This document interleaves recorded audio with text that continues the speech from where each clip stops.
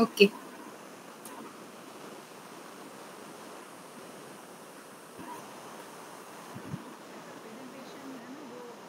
Yes sir. हाँ, हाँ, जी मैडम। तो at the outset, I would like to extend my heartfelt regard and thanks to Guruji Baldev sir and Madam Hetal Madam.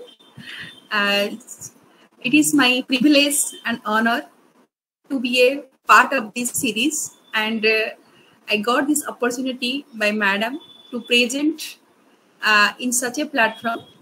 So definitely, it is an honor for me.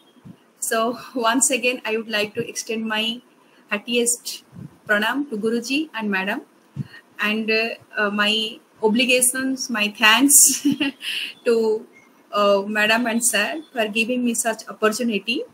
So, and also I would like to extend my heartfelt thanks to all the participants, those who have joined in this series. So, whatever my experience being a faculty of Samhita department, basic principle. So, in my presentation, I would like to highlight the basic principles, the Siddhanta behind clinical practice. Because whatever the clinical practice, prevalent clinical practice in contemporary era, in most of the context, principle is hidden. Principle को हम छुपा देते हैं. So random practice चलता है. But without principle, the treatment principle cannot be recognized as yukti vyapasraya chikitsa. So based on principle, by justifying the principles behind any clinical practice, while doing any diagnosis and approach for treatment, proceeding for treatment, तो वही मेरा objective है. That's why my topic is concept of Anukta Vyadhi, with special reference to complementary approach in Yakut-Sotho and Hidrogo, a case-based study. ऐसे दोनों disease है जो मेरे साथ मेरे प्रैक्टिकल एक्सपीरियंस में आया था, और उसमें मैंने जो भी ट्रीटमेंट अप्रोच दिया था उसमें सिद्धांत, what is the principle behind it, तो वही मैंने जस्टिफाई करना है. तो अभी मैं मेरा शुरू करती हूँ. सबसे पहले कंसेप्ट ऑफ अनुक्त व्याधि, because it is very clearly said in Charaka Samhita, all the diseases are now ukta, because Charaka Samhita, the great compendia in the field of Chikitsa, has only described very few diseases, whereas there is a vast science, vast branch in contemporary Western medicine. Madhavanidana, the most popular diagnostics, has enumerated, described only 68 diseases. Susuta also, there is limited diseases are described in Susuta Samhita. But in contemporary era ऐसे बहुत सारा science and symptoms आता है, बहुत सारा unknown disease आता है, बहुत सारा ऐसे डायग्नोस्टिक फीचर्स हमारे सामने आता है जिसका डायरेक्ट एक्सप्रेशन हमारा शास्त्र में अवेलेबल नहीं है. तो इसके लिए हमको कोई द्विधा करने का आवश्यकता नहीं है, because Acharya Charaka very clearly said, विकाराणाम अकुशल न जिह्वान कदाचन नहीं सर्व विकाराणाम नामो तो अस्ति ध्रुवा स्थिति. ऐसे जरूरी नहीं है हम सभी व्याधि को नामकरण कर सकते हैं. सभी व्याधि का जो डिजीज प्रिवेलेंट डिजीज फीचर्स है वो एज इट इज हमारा शास्त्र में मिलेगा.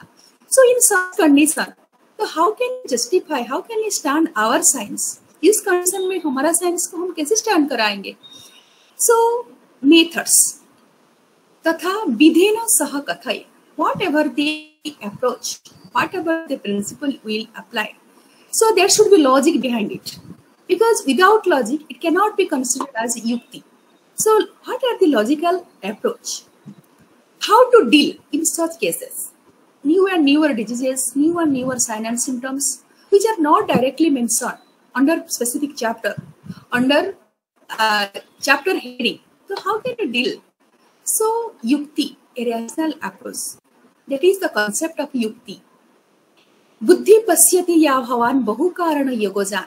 So, vigyanta arthi karana upapati darshanartham, avigyanta arthi tad avadharanam yukti, Gangadhara said. So, based on our existing knowledge, regarding cause and effect relationship, what we have acquired from our testimony, what we have acquired from our clinical experience in practice, based on siddhanta, based on non-siddhanta, non-principles. So implementing those practice, those concepts in unknown phenomena, unknown cases to solve this. So this is Yukti. So approach-based logical reasoning. So that can be implemented based on our perspective, based on our existing knowledge. चिकित्सा सिद्धांत, how can we make combination and permutation? हम उसको लेके कैसे combination permutation करेंगे to deal any new and newer cases, any unknown cases, any different cases which are not exactly described under the chapter heading.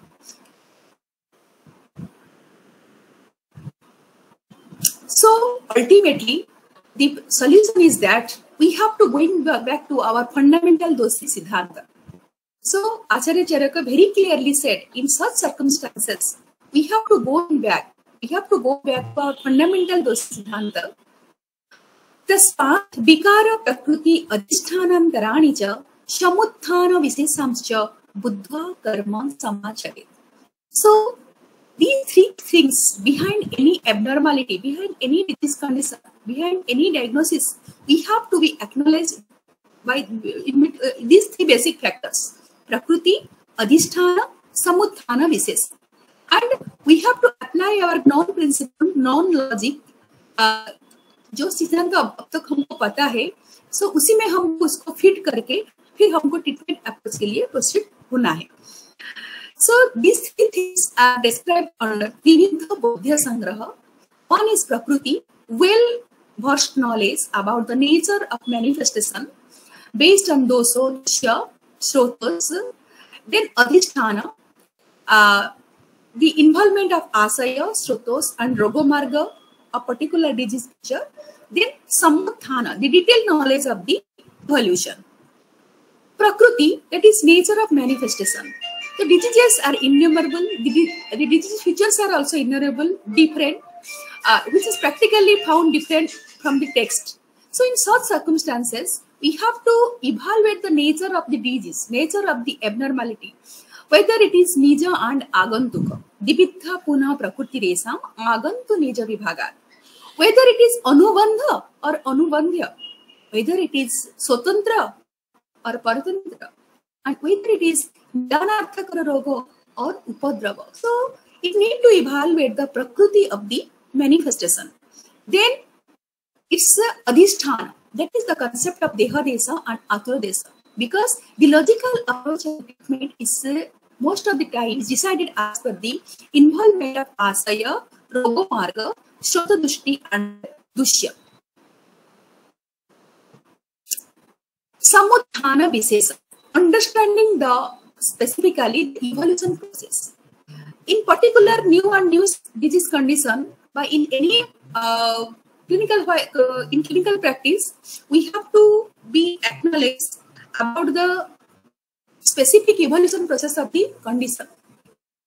Origin, that is Vyadhi Janaka Nidana, then it is stages, Utpatti Krama, then prognosis, whether in Ayurvedic perspective it can be approachable or not. Ayurvedic की जो अधिकरण है उसमें हम इसको approach कर पाएंगे कि नहीं. So एक केस बेस्ड डिस्कशन. सो एक पेशेंट था ओपीडी में, मैंने उसका नेम हाइड किया. पेशेंट नेम था, उसका एज 40 था, वो मेल था, रिलीजन हिंदू था और ऑक्यूपेशन उसका था नर्सिंग स्टाफ था. मैरिटल स्टेटस में मैरिड था, एडिक्शन में ऐसे कुछ एप्लीकेबिलिटी उसके पास नहीं था, फूड हैबिट में भी वो वेजिटेरियन था.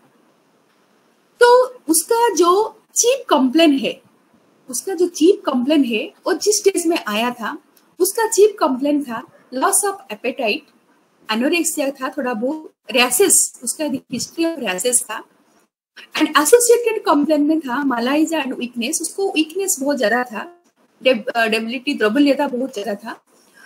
तो इस कंडीशन में उसका चीफ कंप्लेन को लेके जब हम इसका हिस्ट्री में गए तो इसका हिस्ट्री से हमको आयुर्वेद पैरामीटर से and as well as from the in the light of western modern parameter हम जब इसको इवैल्यूएट किए, उसका प्रकृति पित्त कफजा आया. एटियोलॉजिकल फैक्टर में एग्जैक्टली इतने नहीं बोल सकते हैं. Most of the time the patient is habituated with पित्तवर्धक आहार. दोष डोमिनेंसी उसका पित्त एंड वात, दुष्य, रस, रक्त एंड त्वक. व्याधि प्रकृति स्वतंत्र था. It is not the manifestation of any other complication বা secondary disease. ऐसा नहीं था. भूमि देश साधारण था. देह देश में उसका इन्वॉल्वमेंट ऑफ, जब उनको हम सारी हिस्ट्री पूछे, it came to know the Yakut is affected, the vitiation of रसभोस्रोतस and रक्तभोस्रोतस and रोगमार्ग is आभ्यंतर रोगमार्ग. and जो व्याधि काल था, वो व्याधि काल व्यक्तावस्था उसको अभी डिग्रेड हो चुका था, तो उसका इक्टेरिक स्टेज था, वो मैं बताऊंगी अभी. बल मध्यम, प्रमाण सम प्रमाण था, सत्व मध्यम, आहार शक्ति और अभ्यवगरण शक्ति थोड़ा पेशेंट का प्रेजेंट कंडीशन में, उस टाइम कंडीशन में अवर था, तो वय उसका मध्यम अवस्था था. तो फिर पेशेंट इज स्टेट फॉर अष्टविध रोगी परीक्षा, तो नाड़ी उसका थोड़ा ज्यादा था, pulse rate was more. Patient having the पित्त एंड कफज कफ डोमिनेंसी, पित्तजन कफज नाड़ी का फीचर आता था. मूत्र वैकृत वर्ण था, मल वैकृत था, जिह्वा कोटेड साम था, शब्द प्रकृत, स्पर्श उष्ण था, थोड़ा माइल्ड फेब्राइल रहता था. फेब्राइल था, कभी कभी उसका हिस्ट्री से बोलता था कि मुझे कुछ दिन पहले से ऐसे फेब्राइल का हिस्ट्री रहता था. दृक पित्तवर्ण एंड आकृति वैकृत.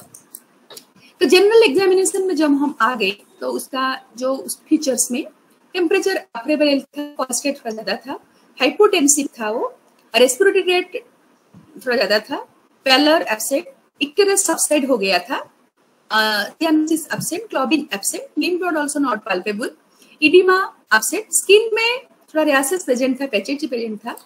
एंड हेमाटोलॉजिकल इन्वेस्टिगेशन में जब उसका प्रीवियस रिपोर्ट हम देखा, तो उसमें ये जो फीचर्स मिला, उसका लीवर फंक्शन टेंस के लिए एडवाइस किया जा गया था.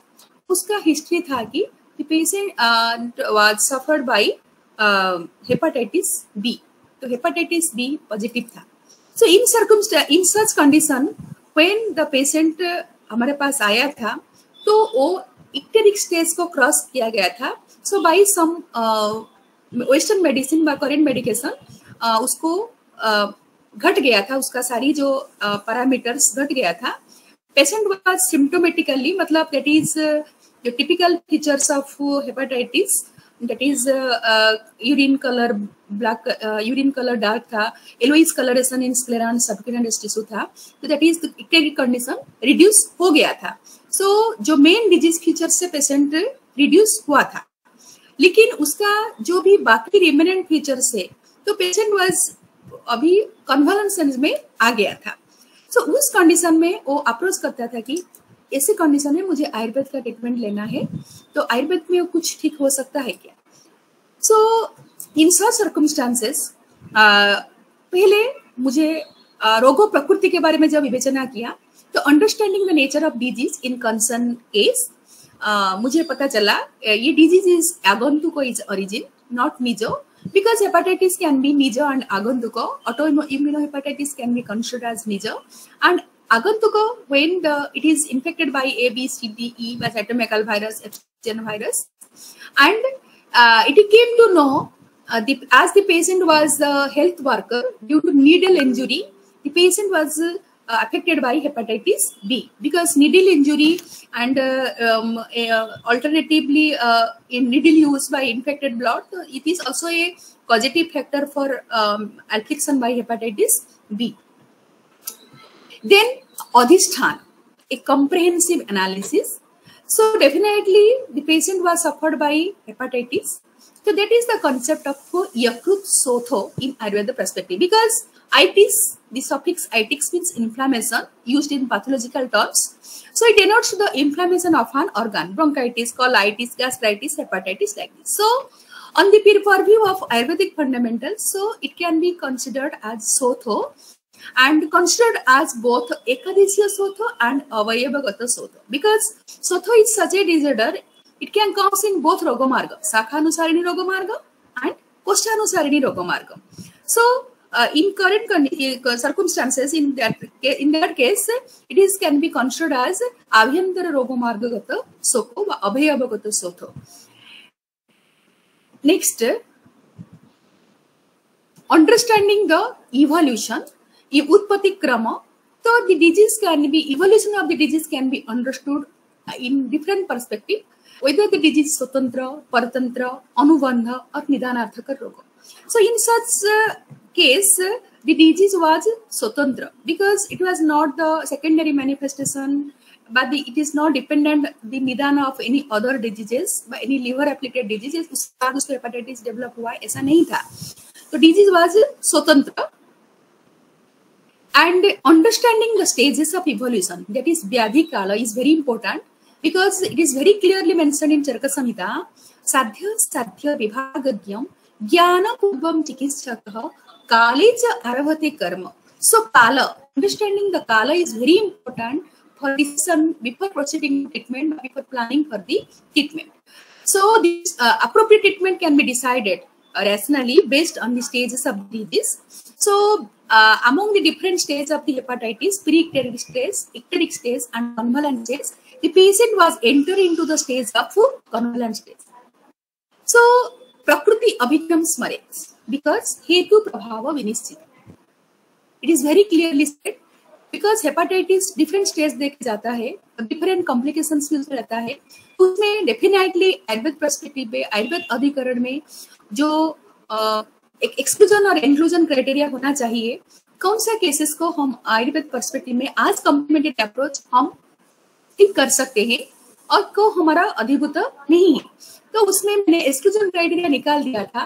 कालांतरात् खरीभूता तुच्छ स्यात् कुंभ कामला कृष्ण पीत सकृत पुत्र दुषम सुनस्त मानव स रक्ताखी मुख चद्री बीट मूत्र यश्च ताम्यति.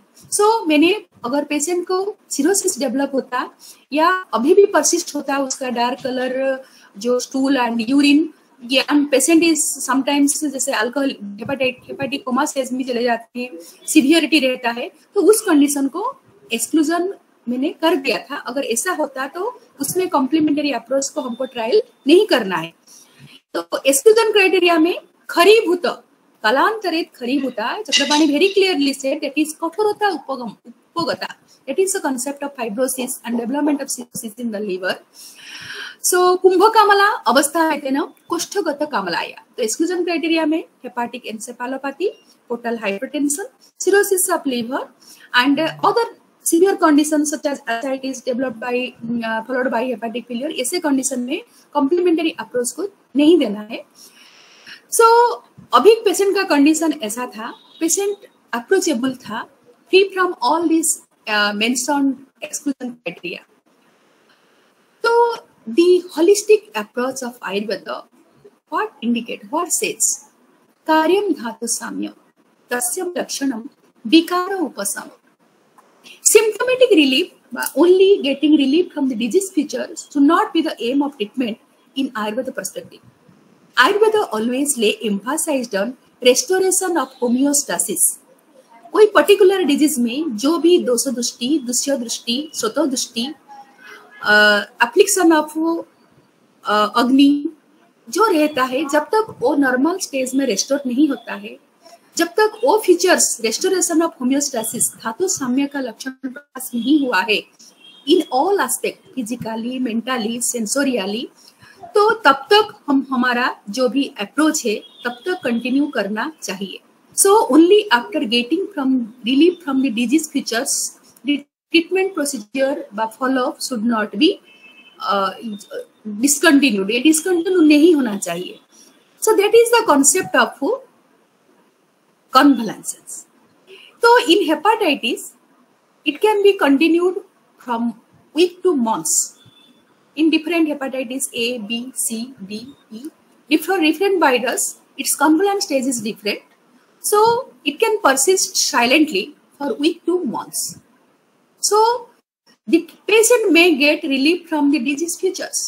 The patient may be asymptomatic from the main features. But still, pathogenesis is going on silently. So this concept is highlighted in Charaka Samhita Chikitshasthana, how the silent pathogenesis is going on even after the remission of the disease features. So very clearly Charak said, Druhutesu cha dosesu yasya vabini vartate स्वल्पेनाप्यपचारेण तस्य व्यावर्तन्ते पुनः. So by getting symptomatic treatment by only Vyadhipatyanika Chikitsa, the patient may get relief from the disease features. But it does not mean the pathogenesis by Samprapti Vighatana is completely done. Samprapti is completely abolished. So if the dosa becomes dormant and retained in the respective stotos, Sotodishti is not completely get purified, get abolished. So there may be chance of recurrence. There may be chance of recurrence of different associated features related to that Sotodishti. So in such condition, हमको वो जो features दिखाई देता है, ऐसे बहुत सारा patient का फीचर्स आता है, हम वो फीचर को पहले जानना चाहिए, whether it is the continuation of the pathogenesis of the main disease or it is newly manifested. जैसे इस पेशेंट में पेशेंट को था ओरोचोको लॉस ऑफ एपेटाइट था, so it need to evaluate this ओरोचोको loss of appetite. This is the as a result of continuation of the शतदृष्टि of the main disease. Hepatitis में जैसे हमारा रसभव शतदृष्टि था, रक्तभव शतदृष्टि था, दुष्य रस था, so it is the ultimate manifestation of that दुष्य दृष्टि एंड शतदृष्टि. It means the patient symptomatically relief हो चुका है, डिजीज फीचर से उसको रिलीफ हो चुका है, लेकिन उसका स्रोत शुद्धि अब तक नहीं हुआ है. अभी भी वो विशेषण is visited entity is silently but dormantly lost in that स्रोतोस. सो इन सच कंडीशन हम वही फीचर्स को हम एक नया अप्रोच नहीं देके जो मेन डिजीज का जो ट्रीटमेंट प्रिंसिपल है, मेन डिजीज का जो शतदृष्टि है, उसी प्रिंसिपल में हमको चिकित्सा करना चाहिए. What is convalescence? The disease may resolve, but constitutional symptoms may last for weeks to months. So आचार्य चरक ने यह बात ज्वर चिकित्सा में उठाए हैं कि अभी patient it is doesn't mean कि even after getting from symptomatic relief the patient is purely व परमानेंटली क्योर. तो इसलिए चरक ने वेरी क्लियरली सेड यंति ज्वरो मकुर्वन्तस्ति तथा अपि अप्यव कुर्वते. तो अभी अगर ज्वर के बाद पेशेंट को ज्वर छूट गया, लेकिन ज्वर के बाद अगर अरुचि बहुत दिन रहा, कुछ कंडू उत्कोठ पीड़ा का कुछ स्किन लीजन्स रहा, लॉस ऑफ एपेटाइट रहा, सो दीज थिंग्स पेशेंट फिजिकली और मेंटली एनर्जेटिक नहीं हुआ, उसका ग्लानी रहा. सो ये सारी फीचर्स को ऐसे समझना चाहिए, it is the continuation of जरा संप्राप्ति only. So based on this concept, based on this सिद्धांत, so broader approach of treatment in Ayurveda perspective says that karyam dhatu samya tasya lakshanam vikara opposite. So while plan for any treatment principle, approaching any treatment, हमारा approach broad होना चाहिए. Not only we should not lay emphasis on symptomatic relief, but only to provide get relief to provide the relief from the disease features only. So approach should be broad. Approach should be how to restore the lost homeostasis. Lost homeostasis को हम कैसे restore करेंगे? जैसे for example in particular disease condition in convalescent stage of the hepatitis, अभी patient को 200 शुद्धि properly नहीं हुआ है, pitta is not properly alleviated, दुष्य रक्त धातु एंड रस धातु is not purified properly, still pathogenesis is silent in रक्तभव स्रोतोस एंड फॉलोड बाय रक्तभव स्रोतोस. So that's why patient is not get relief from शतदृष्टि लक्षण. शतदृष्टि लक्षण से उसको रिलीफ नहीं हुआ है. सो हम इसीलिए कोई भी डिजीज को ट्रीटमेंट करने के बाद जब हम फॉलोअप लेते हैं, हमको ये देखना है कि उस डिजीज में जो इन्वॉल्वमेंट ऑफ दुष्य स्रोतोस, उसका रेस्टोरेशन फीचर्स मैनिफेस्ट हो रहा है कि नहीं.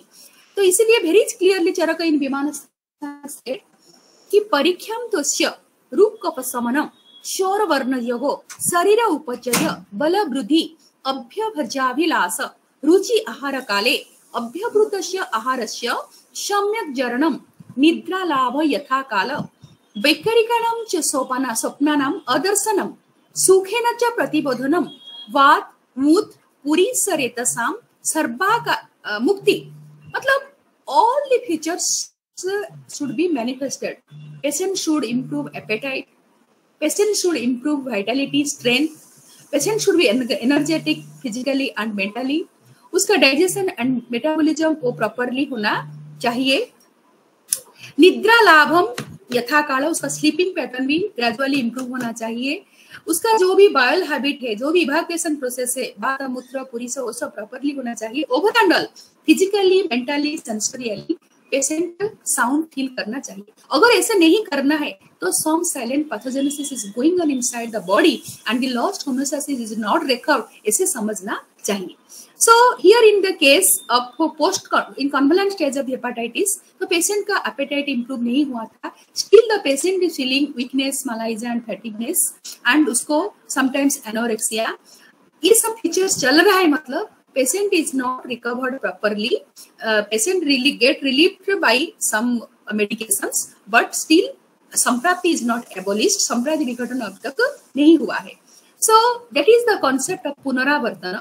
आचार्य चरक very clearly said in चरक संहिता, अथवा अपि परिपाकम धातुश्चैव क्रमान् मलः यान्ति चरम अकुर्वन्तस्ते तथा अप्यपकुर्वते हिनता स्वयथो ग्लानि पाण्डुत्पुनार्ध कामता कंडु उत्कोट पीडका कुर्व्यन्त्यग्नि तते मृदुम एवं अन्ये अपि च गदा व्यावर्तन्ते पुनर्गदा। So this concept is not only related to joro, it can be applied, it can be implemented for all the rest of the diseases also. So what is the cause? Very clearly said. Anirghatanadosanam alpe api ahite nruna. When the patient is treated symptomatically and patient is not under follow-up, the patient will not be aware about the convalescent states and about the आपको इतने दिन तक आहार विहार में रहना है, आपको इतने दिन तक ये रेस्ट्रिक्शन मानना है, इतने दिन तक ये सप्लीमेंटेशन लेना है, आपने डिजीज फ्यूचर से रिलीफ हो गए लेकिन आपका अंदर पैथोजेनेसिस कभी घटा नहीं है, तो स्वल्पेन अपि अपचारेण even after coming to normal lifestyle intake of any irregularities in अपथ्य, then there is chance of recurrence. So ये क्यों होता है? वेरी क्लियरली चरक सेड, अथवा अपि परिपाकम धातुश्चैव क्रमान् the vitiated dosa is retained. The vitiated entity is still retained inside the strotos. So that's why even with instead of manifesting the particular disease feature, other कोई associated features भी दिखाई देता है in continuation, then it can be understood as that is the recurrence by re-aggravation of the same disease. So based on this principle, हमने इस condition में treatment principal जब चुना तभी हमने एक मिनट, हाँ, तो ट्रीटमेंट प्रिंसिपल चिकित्सा सूत्र हम प्लान किया। The first treatment principle was संकेततः क्रियाजोगो निदानस्य परिवर्तन। निदान परिवर्तन करना चाहिए बिकॉज दोषः पित्त प्रधानास्तु कामला बहुपितेस्ति, डेफिनेटली। तो पित्त प्रधान आहार diet regiment and conduct should be strictly prohibited. Advice किया गया था आपको अभी इतने मंथ तक आपको नहीं लेना है। चिकित्सा सूत्र जो भी हम सप्लीमेंटरी मेडिटेशन देने के लिए सोचे थे आज a complementary approach some Ayurvedic formulations that was also decided based on the चिकित्सा सूत्र। रसजानाम विकारणम सर्वलंघनम औषधम, because in the concern disease Sotodishti was Rasabha Srotos and followed by Raktabha Srotos. इसीलिए based on the treatment principle of Rasabha Sotodishti, so based on the Langhana principle, the patient was advised for Dipana, Pachana and Virechana. Because Langhana is a very broad phenomena, it includes Dipana Ausadi, Pachana Ausadi and Virechaka Ausadi. So in convalescent stage, during their stage up to particular that ये हमको इनको बता दिए थे कि आपको ये इस वीक से ये मंथ तक आपको ऐसे थोड़ा स्ट्रिक्टली रहना है, ये सब लेना है बिकॉज द पैथोजेनेसिस में persist up to this month. So patient को हम दीपन औषधि, पाचन औषधि और विरेचन प्रिंसिपल में हम फॉर्मुलेशन चूज किए थे। क्यों दीपना क्यों है? Because simultaneously it need to enhance the agni, because yakrit is the largest synthetic organ, major synthetic organ, all type of metabolism, and is the main seat of धातु अग्नि। सो हमको मेटाबॉलिज्म को इम्प्रूव कराने के लिए सारी हमको दीपन औषधि करना पड़ेगा, विरेचन औषधि। सो व्हाटएवर द सामपिक, it is not still evaporated properly, it is retained silently, and further in day-to-day life, whatever the digestion and metabolism will be going on, तो in such cases उसको जैसे पित्त का फर्दर पित्त साम ना बने, वो साम पित्त को हमको डेली इवाकुएट कर देना चाहिए. सो बाय मीन ऑफ मृदु विरेचन जोगो, जिससे उसका वो पित्त का रिटेंशन नहीं होगा और लिवर भी ओवरबर्डन नहीं होगा. So for gradual enhancement of Agni, Jataragni and Dharpagni, then Pachan Osadi, for metabolism of the accumulated Samodoso. Abhi bhi Samodoso, Doso Samata, abhi still persists. So that's why, and it got spreaded in Rastabhostratos and Raktabhostratos. So two, some Pachaka Osadi also was advised. Then, based on the principle of Virechana, for Virechana was advised to evacuate Kosthagata Samodoso and Pitta Virechana for evacuation of सर्व शरीरगत सामदोष. इसलिए इस basis में patient को दीपन पाचन विरेचक advice किया गया. पाचन में formulation was advised because Tiktarasa is creamigna, Tiktarasa is kandugna, Tiktarasa is joragna, pana, pachana, and ओ रोचक स्वयं अरुचि अपि ओ खुद खाने के लिए अरुचि होती है भी अरुचि को दूर करता है. पीत श्लेष्मोपशोषण अननेसेसरी जो साम पित्त कफ है जो स्रोतों को दृष्टि करता है उसको भी वो एब्जॉर्ब करता है. एंड ऑलमोस्ट ऑल यकृत उत्तेजक एंड यकृत रस and having multi dimensional effect. So इसलिए तिक्तरस जो drugs which is having the liver stimulant and liver purification and having तिक्तरसा, ऐसे ही ड्रग को दिया गया था, ऐसे फॉर्मुलेशन दिया गया था जो कि मल्टी डायमेंशनली काम करेगा, यकृत की शोधन करेगा, यकृत को भी स्टिमुलेट करेगा, दीपन पाचन करेगा और एपेटाइजर के हिसाब से भी काम देगा. Then to recover the liver, the liver got inflamed. Liver, this is the case of hepatitis. It will take some time, months. That's why, based on the principle of Ayurveda, the patient was advised such formulations in जिसमें दशमूल था, because Dashmool is very clearly mentioned as Sotohara and Batanu Lomoko. So when where there is having Sotho, to some extent Vayu is abstracted by Samadosa. So that's why Sotho, for the purpose of the restoring the size of the liver and as well as to customize the gati of Vayu, तो हमने दशमूल as a formulation choose किया था. So is complementary approach. What is complementary approach? Complementary approach में patient हमको rely नहीं कर सकता है, एक science को believe नहीं कर सकता है, लेकिन उसको ऐसे ही कन्विंस करना है कि अगर आप लेना चाहते हो, complementary approach is a term used to describe the type of treatment which may be prescribed along with traditional Western medicine. वो vaccination ले, वो जो भी ले, उसके साथ वो complementary approach में ले सकता है. Now, not only medicaments, patient can advise for diet, some herbal preparations, even in some particular disease, some body and mind practice can be also advised as a complementary approach. The selection of drug, a rational approach based on the already discussed principle. Dipaniya Mahakasaya, Lekhaniya Mahakasaya, Musta, Kushta, Haridra, Daruhadra, Bhatta, Tibisa, Chitraka, Katurohini, Virechana Pogodravya, Yakuru Tejaka, Sodhaka Dravya, Pita Virechaka Dravya, that is collagenous drugs, Sotohara Mahakasaya, and Kandugna and Krimigna Mahakasaya, and Jorohara Mahakasaya. So, in the mentioned Mahakasaya, the drug selected because most of the time in clinical is exactly formulation was not available as mixture. Patients take our based on Santa and we have to choose the drugs select the particular Mahakasaya from based on their pharmacological action. The single drugs में जैसे किराततिक्ता, कटुकी, गुरुची, पर्पटक, रोहितक, चित्रक, कटुरोहिणी, पटोलो, मंजिष्ठा, द्राक्षा, etc. Some शास्त्रोक्त जोगो. So apart from Pandu and कामला चिकित्सा, ऐसे बहुत सारा ड्रग्स है based on this discussed principle, जिसमें ये सारी बेस्ट फॉर्मूला कंपोजिशन है, तो उसको भी हम दे सकते हैं.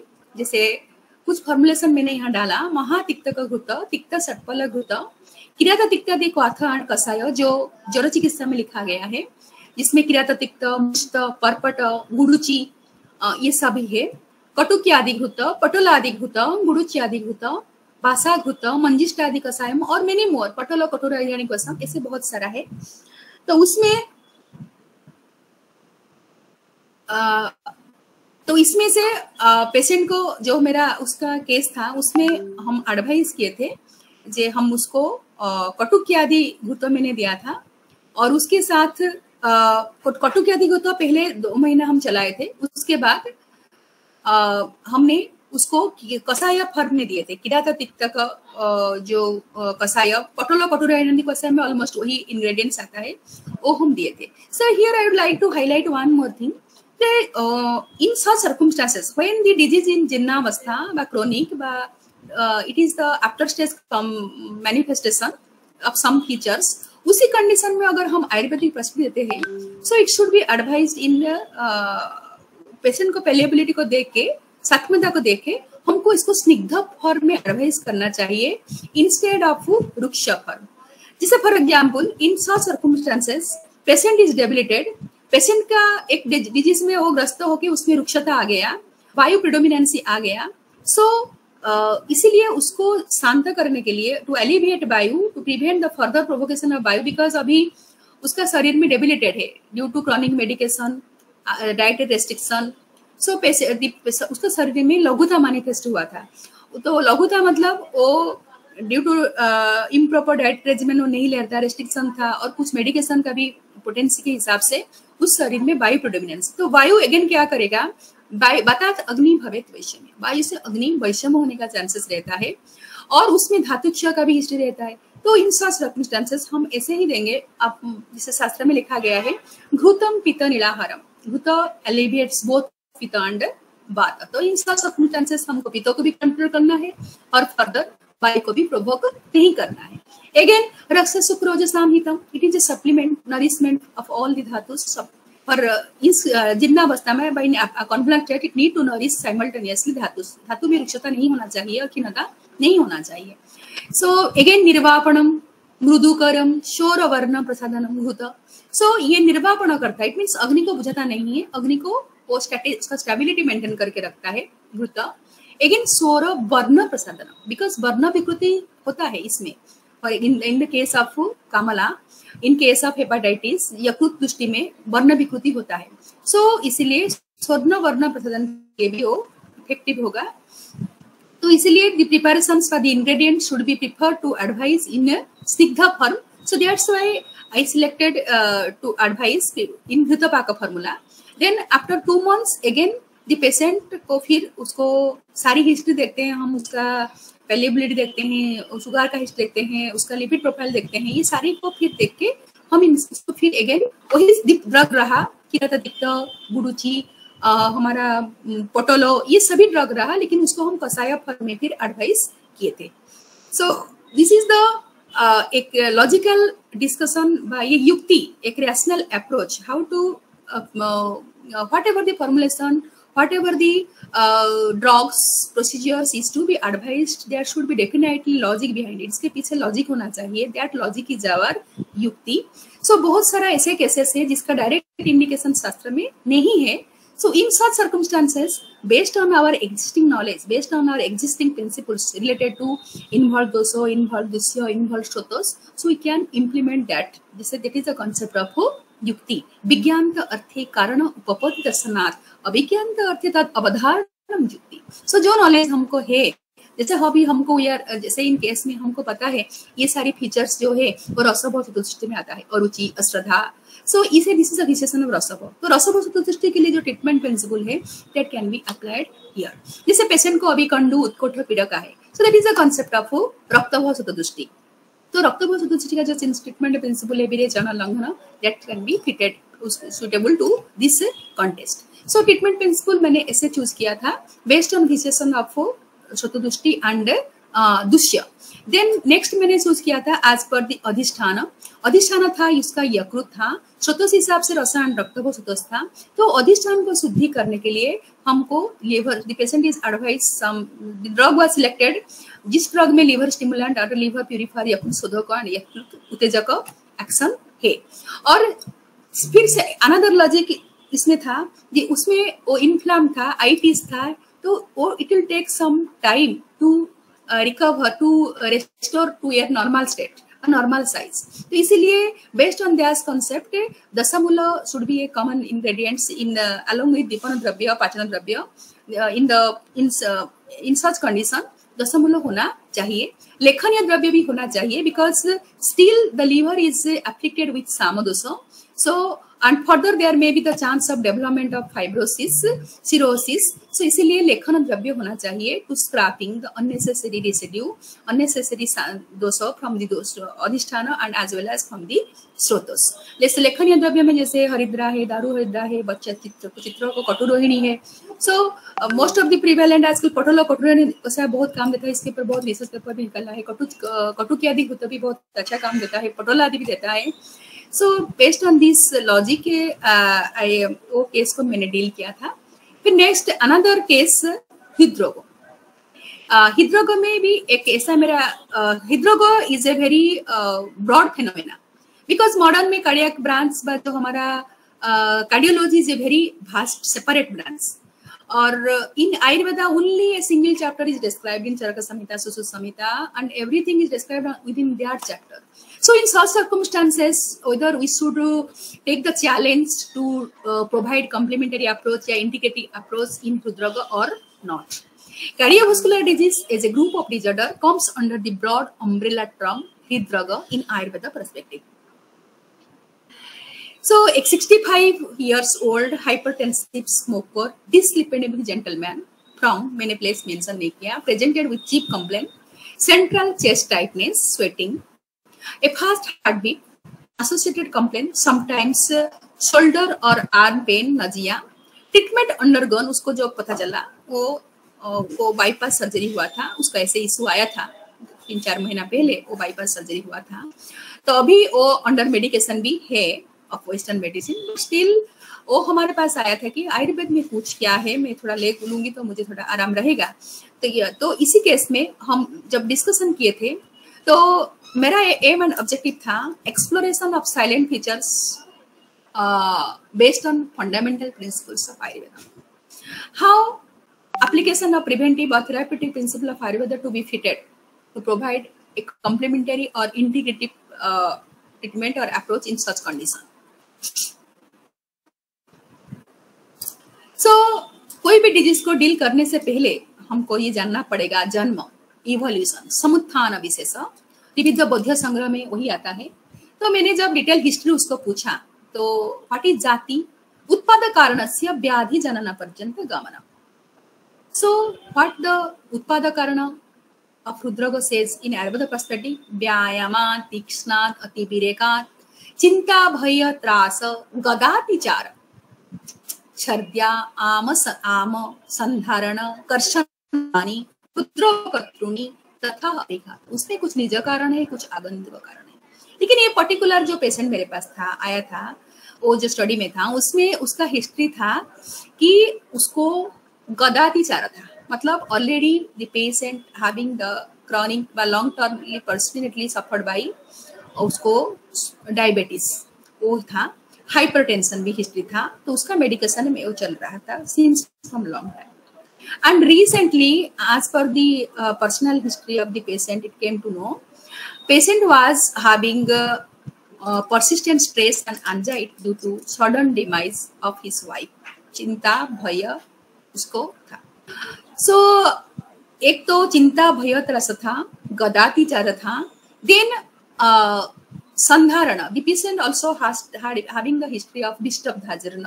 पेशेंट जब प्रकृति उसको देखा था उसके बातों पर डोमिनेंस था. एज के हिसाब से उसी अगर वो जितनी जनरेशन स्टेज में आज का प्रेजेंट एरा में उसका एज 65 है तो बातों पर डोमिनेंस आ जाता है. तो सिंस कुछ टाइम से उसको द हिस्ट्री ऑफ डिस्टर्ब जितना था, द बातों पर डोमिनेटिंग फीचर्स आत्मान, उद्गार, उसका विबंध, ऐसे ही हिस्ट्री भी रहता था. So what the Samprapti says in Ayurveda perspective, dosa ita rasam dosa biguna hrudayam gataha kurbanti hrudaye badha hrudragam tam prachakshate. Persistent production of samarasa has been considered as the triggering factor for the evolution of the cardiovascular disease. So ये short history जब patient को मैंने लिया था, ये short history of the patient का था. Patient having the history of irregular bowel habit, frequent retention of the gas, which has suffered since from long times. और जब गदाधर देखेंगे उसका जो भी प्रीवियस इन्वेस्टिगेशन रिपोर्ट शो करता था कि patient having the dyslipidemia persist for long time, but the patient was not under proper medication. And along with this condition, one एक triggering factor उसमें ऐड हुआ था. Above mentioned condition may trigger as the personal history of the patient shows that the patient was suffered by persistent stress, anxiety due to demise of his wife. So, before deciding the complementary approach, what to be provided under the perspective of Ayurveda. So, and again, it should be logic behind it. It should be rational. ये इसकी rational होना चाहिए. Logic should be present behind it. इसके पीछे logic होना चाहिए. So, एक चीज मैंने analysis आया. Ayurvedic perspective and modern perspective, a comparative conceptual analysis. So, Ayurveda में लिखा गया है 2 लाइन. दुसोइता रसम दोसा बिगुणम हृदयगत. Application of samarasa is the key role. Causes of rasabah sutadrushti. Vitiation of vyana vayu. Which causes the obstruction of रस धातु व रस संवहन. तो इसका कंडीशन जो था हाइपरलिपिडेमिया था पेशेंट का, high rise of low density lipoprotein था. So with results application of blood vessels, narrowing the path of fibrosclerotic plaque, hardening of the arterial wall, decrease of the pulsation. So due to decrease of the blood flow and oxygen to the heart muscles, that result myocardial infarction and ischemia, angina. So angina, due to angina, the patient का ऐसे complaint था, वो features squeezing, pressure, tightness, heaviness in the chest. So that concept can be correlated to the features of Batika Hrudraga. आयामते मारुत्यजे हृदयं तुद्यते तथा निर्मथ्यते दीर्यते स्फोटयते पाटयते अपि च. आयामते दीर्घम क्रियते. तो ये डिफरेंट टाइप ऑफ टिपिकल जो पेन है, स्ट्रेचनिंग है, टाइटनेस है, so these features are related to the features of vata predominating vata hridroga in Ayurveda perspective. So patient का जो प्रीवियस रिपोर्ट बा हिस्ट्री ऑफ पाल इसमें था, उसमें उसका मायोकार्डियल इसमें एमआई का हिस्ट्री था, तो दैट्स उसका एंजिना होता था, उसको बाईपास सर्जरी हुआ था. And also some coronary artery का स्पास हिस्ट्री था, एथेरोस्क्लेरोसिस था. एथेरोस्क्लेरोसिस क्यों था वो अभी जाके बता रहा है. The patient having the history of persistent dyslipidemia and the patient was not under proper medication. So due to as the physiology says, so it may be development of atherosclerotic plaque. So in such condition, treatment principle आज integrated treatment हमने उसको बोला कि आपको आपका main medication नहीं छोड़ना है, आपका BP medicine as it is लेना है, आपका जो भी बता गया है उसको स्ट्रिक्टली लेना है. लेकिन उसके साथ इंटीग्रेटेड ट्रीटमेंट अगर हम देंगे तो उसके पीछे प्रिंसिपल क्या है. लंघनम, बिकॉज दिस इज विशेषण ऑफ रसवसत दृष्टि, रसजानम विकारणम सर्वलंघनम औषधम. Again Swasa, the treatment principle of Swasa that can be implemented in such condition. Prana Udaka Arna Vahanam Dushtanam Swasiki Kriya. Here, this is the Vishesana of Pranavastas also. Khyat, Sandharanat, Rokhyat, Bayamat, Khiditasya, Pranavahini Dusyanti. So, based on the concept of Pranavasata Dushti, तो प्राणवाहनम सतनाम श्वासवत चिकित्सा. तो श्वास का जो treatment principle है that can be implemented here. श्वास का ये योग है, to some extent that formulation would be implemented, can be implemented here. Again प्राणामृत उदानम, उदानम जो जयते ऊर्ध्वम अपानम अनुलोम चरक चिकित्सा स्थान 28 चैप्टर में बताया गया है. अगर जहां पर उताना वायु इज एंटागल्ड बाय प्राणवायु, that's why the patient is feeling Disney different angina, tightness of the chest. ये सब कंडीशन में हमको अपानम अनुलोम उदानम जोजेत ऊर्ध्वम, हमारा ट्रीटमेंट ऐसा होना चाहिए टू कस्टमाइज द वायु. देन ड्यू टू विशेषण ऑफ रसधातु, रसभाव स्रोतस and persistent dyslipidemia from Ayurvedic perspective, based on Dipana and Prachana principle for gradual enhancement of metabolism and digestion of the undigested residue. Dipana Prachana Aushadhi can be advised as a integrative approach for Samadosha and Samarasa. Then Lekhana Dravya for scrapping of the atherosclerotic plaque for widening of the blood vessels.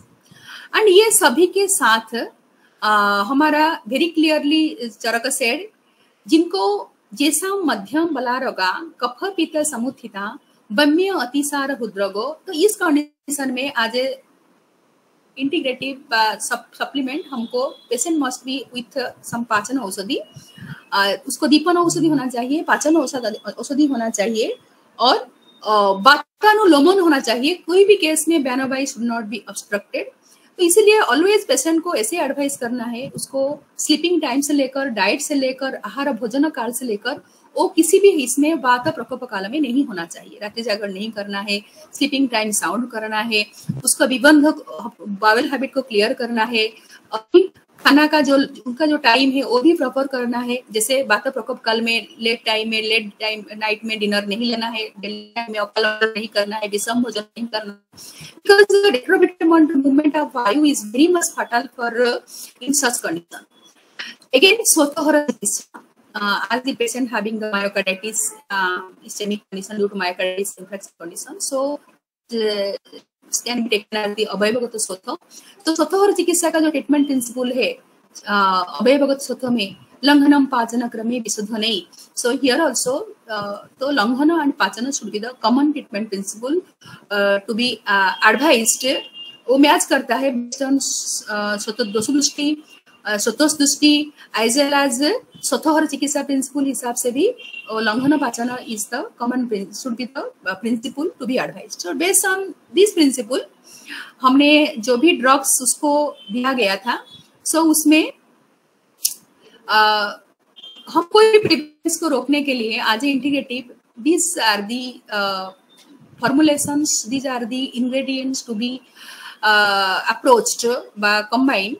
First of all, जीवनीय महाकषाय, because cardiovascular is a very super मतलब very broad diseases, उसको exactly Ayurveda perspective में diagnose करना और treatment करना उसका difficult है. लेकिन grossly उसी कंडीशन में हम इंटीग्रेटिव या कॉम्प्लीमेंटरी हम क्या दे सकते हैं जो आयुर्वेद का दोषो दुष्य स्रोतोस इस सभी को मैच करता है. तो जीवनीय महाकषाय फॉर रेस्टोरेशन ऑफ ओजो, तो ओजो खीड़ा नहीं होना चाहिए. दीपनीय महाकषाय for gradual enhancement and restoration of अग्नि, असिमिलेशन ऑफ सामोदोष एंड दुष्य जो ऑलरेडी बन चुका है शरीर में. देन लेखनीय महाकषाय का जो मुत्त कुट्ठ बच्चा अतिपिसा कटुरोहिणी ये सभी का जो ड्रग्स रहता है, ये क्यों दिया जाता है, उसका क्या पॉसिबल एक्शन है. For scrapping of fatty streaky followed by atherosclerotic plaques inside the blood vessels as well as widening the channels, जैसे टेंशन व प्रेशर क्रिएट नहीं होगा.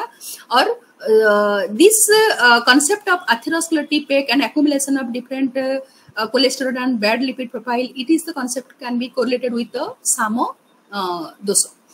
And this samo dosha should not be retained, it should be clear. That's why lekhaniya mahakasaya. Then hridya mahakasaya, cardiotonics, and swasahara mahakasaya. Why? For customizing the movement of prana and udana vayu, जैसे पुष्करमूला सट्टी. तो both common, so Charaka explained such drugs which is commonly found in swasahara and as well as hrudya dravya. Then mutra birejanya mahakasaya, porusakadi gana compared to hrudya cardiotonic of it. And dasamula should be the common ingredients in supplementary medications, because dasamula is the dasagna, amapachanam and sothanasanam. Then some rejuvenating drugs, payasthapka mahakasaya, administered rasayana for enrichment of the rasdhatu sothasuddhi, which may less intensify the intensity of the CVD. So based on this formulation, based on these ingredients and logic, we can apply some particular formulations जो शास्त्र में मिलता है, but we can make our own formulations logically as per the patient centric approach. तो देना है. फिर regarding as a complementary approach, तो उसमें behavioral practice क्या रहना चाहिए? What Ayurveda says, what type of behavioral practice should be adopted to reduce the intensity of different cardiovascular diseases. So the logic says that संक्षेपतः क्रियाजगो निदानस्य परिवर्जनम, हमको निदान परिवर्जन करना है. तो पेशेंट का जो हिस्ट्री था, the patient was having the persistent stress, anxieties due to some personal loss, family loss. So उस condition में हमको क्या करना चाहिए? चरक सूत्रस्थान 30 में बता गया है, तत् महत् हृदय सो वाइटल ता महामूला, जो ओजो परिरक्षिता, तो हमेशा ओजो को रेस्टोर करके रखना चाहिए. और विशेषण परिहार्य, स्पेसिफिकली मनस्व दुख है तब, जो मन को कलुषित करता है, दुखित करता है, स्ट्रेस, एंजाइटी, फियर, ये सभी से हमको पेशेंट को दूर रखना है. तो उसके लिए क्या करना पड़ेगा? हृदयम स्यात् ओजस्य, the patient should be advised some vitalizers, some cardiotonics as a complementary medicine, and श्रोतस्थम यत् प्रसादनम, और हृदय में हृदरोग रोग में जो श्रोतस का इन्वॉल्वमेंट रहे, वो श्रोतस का प्रसादन करने, जो रसव श्रोतस को प्रसादन करेगा, इसे सप्लीमेंटरी मेडिसिन हमको लेना है. और द मोस्ट इम्पोर्टेंट थिंग जो अभी कंटेम्पररी लाइफस्टाइल डिसऑर्डर में, प्रीमेच्योर जो कार्डियोवास्कुलर मैनिफेस्टेशन में हम सभी को एडवाइस करना चाहिए, जिसको हुआ है, जिसको नहीं हुआ है. तो इसके ऊपर रिसर्च भी हुआ है, और मैंने उस पेशेंट को भी उसको एडवाइस किया था कि उसके भी सिद्धांत वही था. ये चरक ने वेरी क्लियरली सेड, ततसेव्यम प्रयत्नेनम प्रसमो ज्ञानम एवं, avoidance of persistent stress, anxieties by mean of spiritual and scriptural practice in daily regimen, which reduce definitely the intensity of prevalence. So that is the concept of manasya jnana vijnanam dharyam smruti samadhi. Jnanam adhyatma jnana, vijnanam शास्त्रांतर ज्ञान. So definitely spiritual practice होना चाहिए. इसका बहुत positive impact रहता है. ये reduce, बहुत मात्रा में इंटेंसिटी को रिड्यूस करता है. हम कोई भी मेडिसिन वेस्टर्न का ले, प्रॉपर मेडिकेशन में सर्जरी करे, that is separate thing, but as a complementary approach based on the principle of Ayurveda, ये हम ज्ञान सेवन करना चाहिए, मतलब आध्यात्म सेवन, स्पिरिचुअल प्रैक्टिस, देन विज्ञानम spiritual practice, do and don'ts, हित अहित, ये सभी में पेशेंट खुद अवेयर होना चाहिए और उसको भी ऐसे एडवाइस करना चाहिए. Then for enhancement of tolerance, स्मृति, हमको मेडिटेशन करना चाहिए, ध्यान धारणा करना चाहिए. Regular spiritual and spiritual practice adds to, वो क्या देगा? Not only to the CVD patient, everyone, तत्वावबोध हर्षणाम. जब हमको रियलिटी ट्रूथ लाइफ के बारे में पता हो जाएगा, हमको अल्टीमेट प्लेजर देता है. So it reduce our stress, it reduce our intensity anxiety, it reduce necessary fear. So these stress, fear, anxieties, ये ओजो को अफेक्ट करता है. दीवेति दुर्बलम अभिघ्नम ध्यायति व्यथितेन्द्रिय. सो अननेसेसरी हम अगर भय में रहते हैं, तो ये हमारा इंद्रियों को भी अफेक्ट करता है. ये हमको ओजो फियर का कारण बनता है.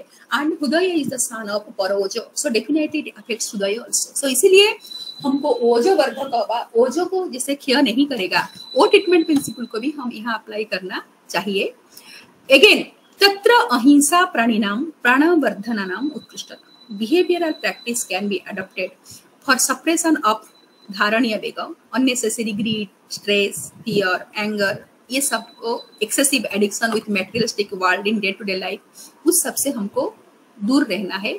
तो मैंने पेशेंट को भी उनको ऐसे ही एडवाइस किया था कि उसका डेली लाइफ में उसको थोड़ा स्पिरिचुअल प्रैक्टिस का एडवाइस किया गया था, स्पिरिचुअल प्रैक्टिस का एडवाइस किया गया था. और उसको जैसे हम क्लियर लिखा है, उसका स्लीपिंग पैटर्न, जो स्लीप कैसे प्रॉपरली रहेगा, तो इसीलिए उसका जो एनवायरमेंट, उसका जो फैमिली में ऐसे सपोर्टिव उसका ऐसे रहना चाहिए, मेंटल सपोर्ट, डिस्कशन देना चाहिए, जैसे वो ग्रेजुअली रिलीफ रहेगा. So daily practice of yoga and pranayama leads to इंद्रिय जयो नंदनाना, ये हमको आनंद देता है, अल्टीमेट प्लेजर देता है. सो ये जो कॉन्सेप्ट को लेके आज ए कॉम्प्लीमेंटरी अप्रोच, ये पेशेंट को हम कुछ बिहेवियरल प्रैक्टिस एडवाइस कर सकते हैं आज a complementary in along with the main course of treatment based on west medicine, by surgery, whatever. Along with behavioural practice को छोड़ के बिहेवियरल प्रैक्टिस में जैसे हम ओजो को ओजो चिकित्सा, हृदय चिकित्सा, श्रुतदृष्टि चिकित्सा, देन सम ज्ञान एंड विज्ञान मानस जो संदर्भ में लिखा गया है वो हम करना चाहिए। वो काफी रिड्यूस करता है, काफी पेशेंट को स्ट्रेस रिलीफ करता है, ब्लड प्रेशर को मेंटेन करके रखता है, और अननेसेसरी जो अंजाइना और इसमें से उसको तो ये टेंसिव नहीं होता है, तो इसलिए ये हम एडवाइस कर सकते हैं। And based on this principle जो हमारा था श्रुतदृष्टि हिसाब से, तो हम उसको हम जैसे सिंपल हम दिए थे, उसको एक जैसे हमारा पुष्कर मुलादी चूर्ण हम दिए थे, कुछ दिन पुष्कर मुलादी चूर्ण उसको लिया था। पुष्कर मुलादी इज कॉमनली डिस्क्राइब्ड। देन उसका जो डिस्लिपिडियम में का भी हिस्ट्री था, तो इसीलिए फिर उनको उसको ड्यू टू इरेगुलर मेटाबॉलिज्म, तो उसको फिर वो कैसे कंट्रोल रहेगा, बिकॉज उस पर्टिकुलर वो केस में पेशेंट का ट्रिगरिंग फैक्टर था डिस्लिपिडोमिया, एक था stress and anxiety. Stress anxiety को करने के लिए हम बिहेवियरल प्रैक्टिस में अभी डिस्कशन किए हैं, वो हम एडवाइस किए थे। एंड टू मेंटेन द उसको अननेसेसरी जो क्लॉटिंग्स, जो कंजेशंस, जो स्पाज्म है ब्लड वेसल्स में, ड्यू टू बिकॉज पेशेंट का हिस्ट्री था पर्सिस्टेंटली डिस्लिपिडेमिया में वो ग्रस्त था और प्रॉपर मेडिकेशन में नहीं था, सो वो कैसे नहीं होगा, और फर्दर उसको स्क्रैपिंग करना है, scraping of the atherosclerotic plate and widening of the blood vessels. Patient को लेखनीय द्रव्य को हम उसको एडवाइस किए थे, लेखनीय द्रव्य को। तो उसको लेखनीय द्रव्य में हमारा आता है मुस्ता, कुट्ठ, हरिद्रा, दारू हरिद्रा, पच्चा, अतिविषा, कटुरोहिणी, चिरबिल्लो, हेमवती। तो कटुरोहिणी का प्रिपरेशन हम उसको दिए थे। और डाइट रेजिमेंट में क्लियरली उसको सारी वात और जो हमारा पित्त सामक आहार विहार उसको स्ट्रिक्टली रिस्ट्रिक्शन था, जो भी बिकॉज यहाँ हमको तीनों दोष को बैलेंस करना पड़ता था। पित्त और कफ सामक आहार के साथ अगर लेंगे तो उसको लघु संस्कारित लंघन प्रिंसिपल में लेने के लिए हम बताए थे, ना कि उसको हेवीली गुरु फॉर्म में उसको लेना है। जो भी हम न्यूट्रिशन लेंगे, जो भी हम डाइट रेजिमेंट लेंगे, उसको हमेशा लघु संस्कारित फॉर्म में लेने के लिए पेशेंट को एडवाइस किया गया था बेस्ड ऑन दी लंघन प्रिंसिपल। और दीपन एंड पाचन औषधि हिसाब से दीपनीय महाकषाय का जो भी ड्रग है तो उसको दिया गया था, लेकिन मोस्टली उसको जैसे डिस्लिपिडियम में का हिस्ट्री था और उसी से उसका जो भी कोरोनरी स्पाज्म कंजेशन डेवलप हुआ था, इसीलिए इंस्टेड ऑफ कटु रस उसको हमने पित्त रस बेस्ड जो दीपनीय द्रव्य है वो दिए थे, जो कि एट ए टाइम ऐसे प्रिपरेशन में हमको एडवाइस किए थे। पटोलो कटुरोहिणी आदि कषायम था, और फिर उसके बाद कटु के आदि, तो इसमें वो क्या करेगा, एक तो पित्त समन करेगा, और वो आज लेखनीय द्रव्य वो स्पाज्म को दूर करेगा, अननेसेसरी जो कोलेस्ट्रॉल लिपिड प्रोफाइल जिसको सामो जिसको बोलते हैं कंसेप्ट ऑफ सामो दोष, उसको इरेज करेगा, और ग्रेजुअल एनहांसमेंट अग्नि भी करेगा, मेटाबॉलिज्म को डेवलप करेगा, जैसे फर्दर रसमुष्टि घटेगा, रसकोश तो प्रॉपरली मेंटेन होके रहेगा। देन उसको दशमूल, सटी और पुष्कर मूल का जो अगस्त्य हरित की भी हम एडवाइस किए थे। अगस्त्य हरित की वो हम उसको एडवाइस किए थे, बिकॉज अगस्त्य हरित भी दो it is indicated in under स्वास्थ्य चिकित्सा, बट जो अगस्त्य हरित की का जो कंपोजिशन है उसमें दशमूल भी है, हरित की है, और उसमें हमारा जो श्वास में इंडिकेट किया गया, लेकिन श्वास का जो ट्रीटमेंट प्रिंसिपल है या जो योग है, that can be implemented in हृदरोग ऑल्सो, बिकॉज हृदरोग में हमारा जहाँ पर प्राण और उदक वह का संतुष्ट रहता है, वहां पर हमको श्वास चिकित्सा करना है। और अगेन हमेशा ऐसे रहना चाहिए इन केस ऑफ बातिक हृदरोग, जहाँ पर एंजाइना, पल्पिटेशन रहता है, एंजाइना रहता है, stretching of the tightness of the chest and different type of pain रहता है, उस टाइम हमेशा ऐसे अप्रोच होना चाहिए। उदानम योजयेत अपानम अनुलोमयेत, उदान वायु को अपना रूट में कस्टमाइज करना है और अपना वायु को भी अनुलोमन करना है, कभी भी रेट्रोवेटेड मूवमेंट ऑफ वायु को होने नहीं देना है। सो वायु को अनुलोम करने के लिए जितना भी प्रयास है, in form of medicament, in form of आहार, इन फॉर्म ऑफ विहार, वो करना चाहिए। तो टू सम एक्सटेंट हमारा जो इंटेंसिटी है वो परमानेंटली क्योर तो बोल नहीं सकते हैं, लेकिन by application of such type of complementary approach based on logic, based on सिद्धांत, सो टू सम एक्सटेंट उसका जो भी पैरामीटर, जो भी एसोसिएटेड कंप्लेंट्स से जो भी इंटेंसिटी है वो मेंटेन होकर रहता था, वो ट्रिगर नहीं होता था। तो जब भी वो पेशेंट उसको जैसे बार बार होता था, वो खुद बोलता था कि नहीं मुझे लेना नहीं पड़ता है, मैं इसी करने के लिए आती हूँ तो मेरा प्रॉपर रहता है, हाइपरटेंशन डोज की बार बार चेंज नहीं करना पड़ता है। सो इसी से इम्प्रूवमेंट हुआ था। सो this is the conclusion. So some diseases, some typical features are not exactly described in words in Ayurveda under particular chapter, under chapter heading. So in such circumstances, we should be, if we will be well acknowledged, well conceptually being clear in fundamentals, some fundamentals such as involvement of doso, dosic features, dusya, srotos, sotodushti, karana. So and some basic concept described under particular chapter, जैसे मैंने hepatitis case में, कॉन्वुलेंट case में मैं जोरो का पुनरावर्तन का जो कंसेप्ट चरक ने लिखे हैं, क्यों एक डिजीज का फीचर्स कंटिन्यू रहता है, और अगर कोई डिजीज मेन फीचर से रिलीफ हो गया है लेकिन उसका थोड़ा बहुत सिम्टम्स उसको चलता रहता है, पेशेंट हमको आके बताता है it is not completely heal free physically, mentally. So it means it should be understood that pathogenesis is still going on, because Ayurveda में तो ऐसा कोई पैरामीटर नहीं है, based on subjective parameter we have to infer only, हमको अनुमान करना पड़ता है। तो जैसे चरक ने लिखे हैं, अगर जोर ठीक हो गया, टेम्परेचर रिलीफ हो गया, लेकिन कुछ दिन तक आपको एपेटाइट इंप्रूव नहीं हुआ, आपका अरुचि रहा, तो आपको ये सब कुछ स्किन लीजन रहा, कि आपको मेंटली फिजिकली साउंडनेस नहीं फील हुआ, वीकनेस फैटिकनेस रहा, मैलाइजर रहा, तो इस कंडीशन में हमको ये समझना चाहिए ये जर नहीं होते हुए भी होता है। तो ऐसा ही कुछ डिजीज का जो कन्वलेंट स्टेज में जो फीचर्स दिखा देता है, it persist from week to months, सबका अलग अलग रहता है। तो with due knowledge that patient को ऐसे अवेयर करना है और पेशेंट को अंडर फॉलो अप रखना है, और उस सिचुएशन में जो भी फीचर्स दिखा देता है उस फीचर को मेन डिजीज का जो ट्रीटमेंट प्रिंसिपल है उसी का कंटिन्यूएशन में उसको ट्रीटमेंट करना चाहिए। तो अल्टीमेटली संप्राप्ति विघटन should be the aim of treatment, not only the symptomatic relief. And while in clinical practice जब हम कोई भी डिजीज को डील करते हैं, हमेशा हम पेशेंट को देखना चाहिए उसको धातु साम्य लक्षण प्रकाश हो रहा है कि नहीं। तो चरक संहिता विमान स्थान में जो धातु साम्य लक्षण लिखा गया है वो सारे फीचर को चरक ने उसको ब्रॉड विजन में लिखे हैं। उसका एपेटाइट होना चाहिए, डाइजेशन होना चाहिए, बावेल इवैक्यूएशन प्रॉपर होना चाहिए, सर्वाकारी overall patient should feel enthusiastic, energetic physically, mentally and सेंसुरियली।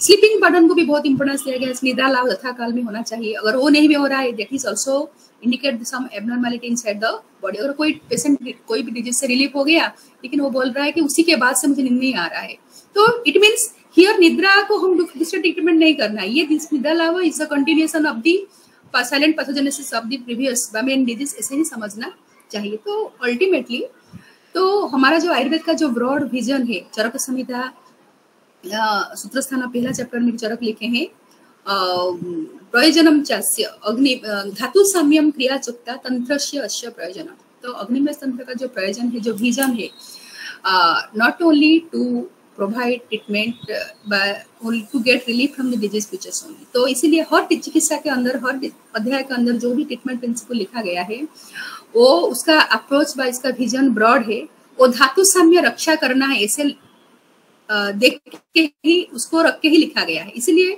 कोई भी क्लिनिकल प्रैक्टिस में हम जब डील करते हैं, हम हमारा जो अप्रोच है, जो प्लानिंग ऑफ ट्रीटमेंट है, जो अप्रोच है, वो ऐसे होना चाहिए जे up to the restoration of the lost homeostasis. वो पर्टिकुलर डिजीज में जो होमियोस्टेसिस उसका जो साम्यता डिटोरिएट हुआ है, डिग्रेड हुआ है, डेविएट हुआ है, वो जब तक रेस्टोर नहीं हुआ तब तक हमारा अप्रोच कंटिन्यू रहना चाहिए। तो इसीलिए चरक ने वेरी क्लियर से तस्य लक्षणम न तो विकार ओनली विकार उपशम तक नहीं होना चाहिए, या भी क्रिया भी जायन्ते शरीरे धातवा समा सा चिकित्सा। तो चिकित्सा का जो ब्रॉड डेफिनेशन है, जो by mean of those approach the restoration is recovered, the lost irregularity is recovered, then that is the appropriate treatment. So with this, जो मेरा सीमित ज्ञान है सिद्धांतिक हिसाब से, तो आई am not eminent practitioner, but उसी में से जो सिद्धांतिक बात है उसी को लेके उसको कॉम्बिनेशन परमुटेशन करके बहु कारण जोगजान जुक्ति लगा के ऐसे केस में हम ऐसे ही ट्रीटमेंट अप्रोच प्लान किए थे और प्रिस्क्राइब किए थे। और अभी भी जब भी कोई केस आते हैं तो सिद्धांतों को लेके हम इसको उपस्थापना करने के लिए कोशिश करते हैं।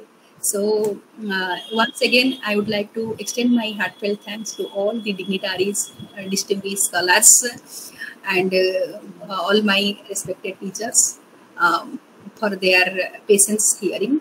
And any questionnaires, any suggestions, any corrections, I anticipate. So with this, I would like to conclude my presentation. Thank you all.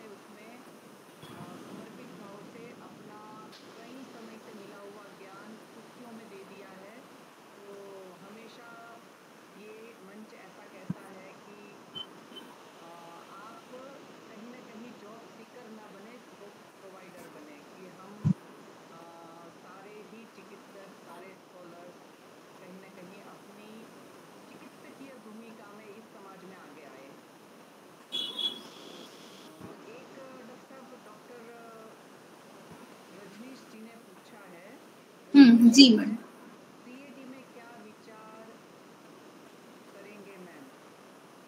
CVD CAD क्या CAD मैडम फुल फॉर्म क्या है CAD?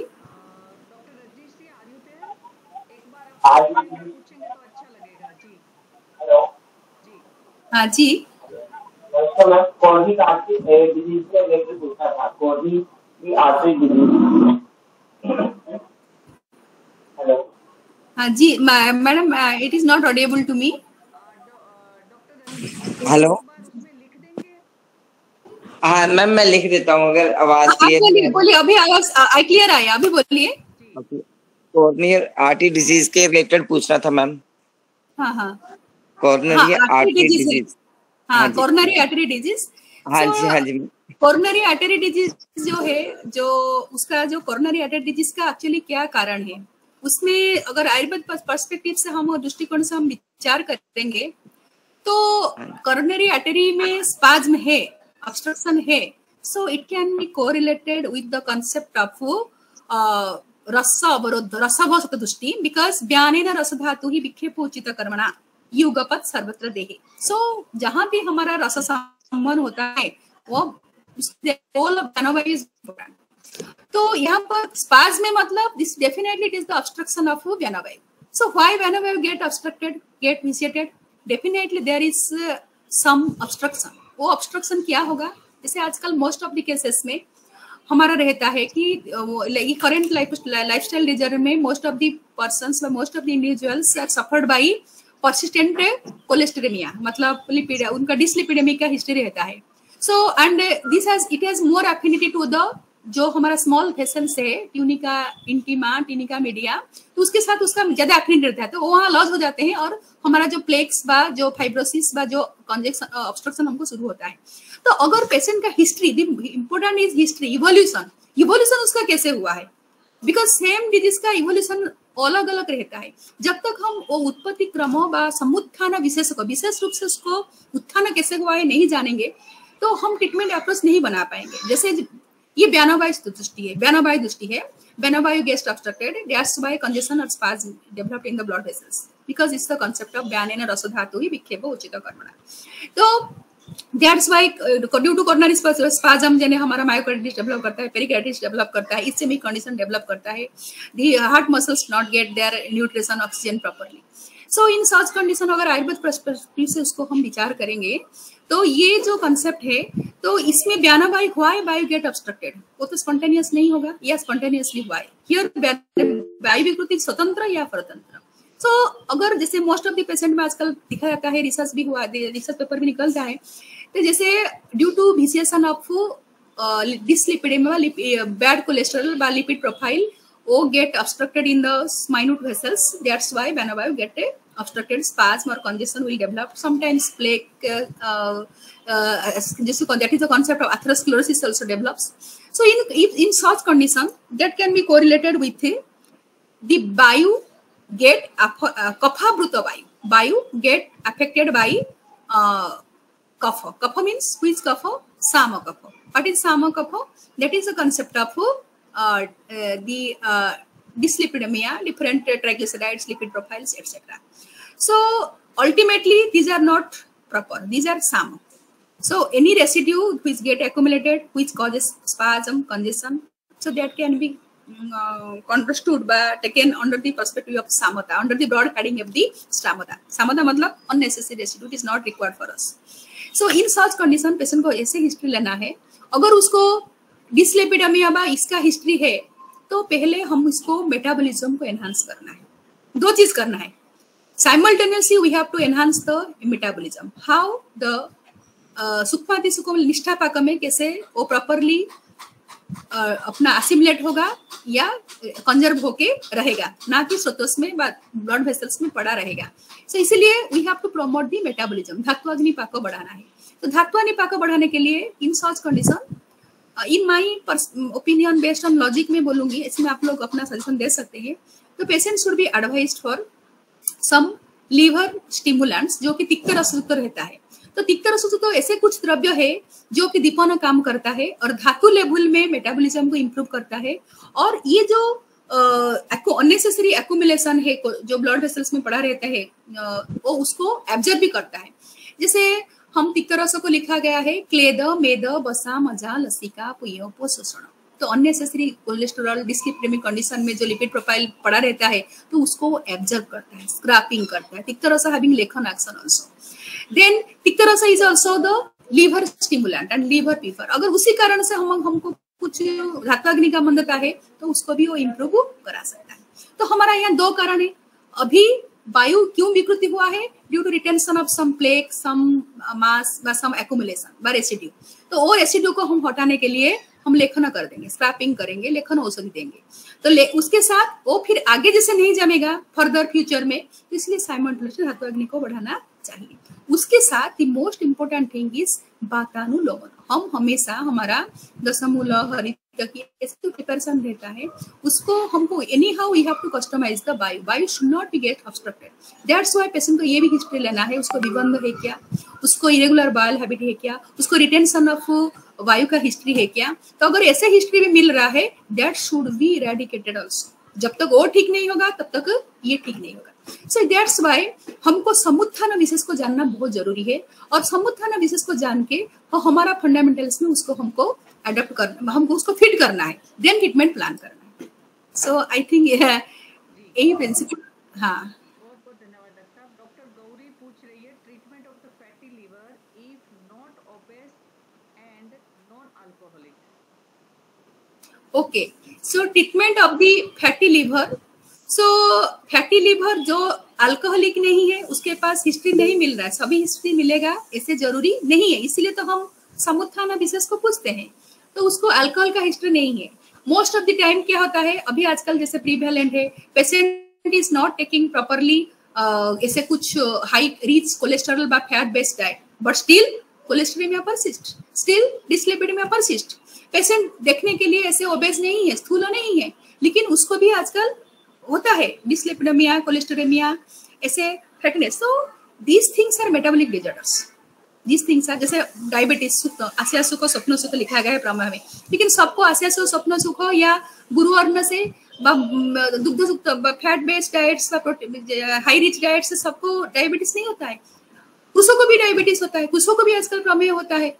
तो इसलिए understanding the nature of the disease and evolution is very important. जैसे आपने बताया fatty liver है, तो फैटी लीवर में patient is not having the addiction of some fat based diet और alcohol.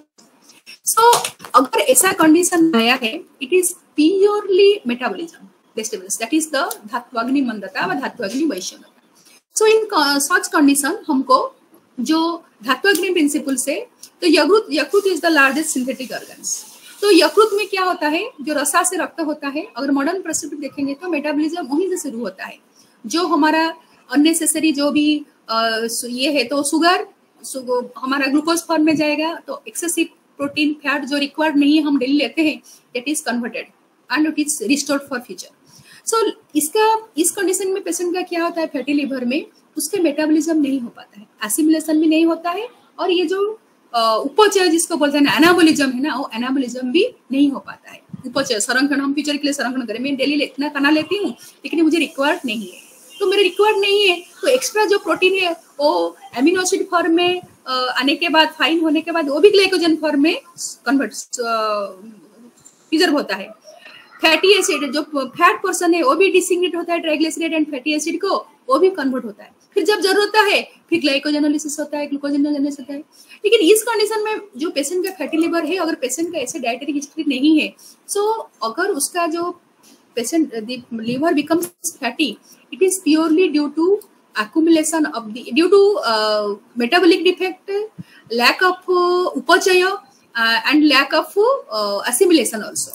So in such circumstances, though I am not expert, तो ये condition को इसमें फिट किया जा सकता है, जो अभी इसमें भी बताए कि patient should be advised for धात्वाग्नि वर्धक द्रव्य।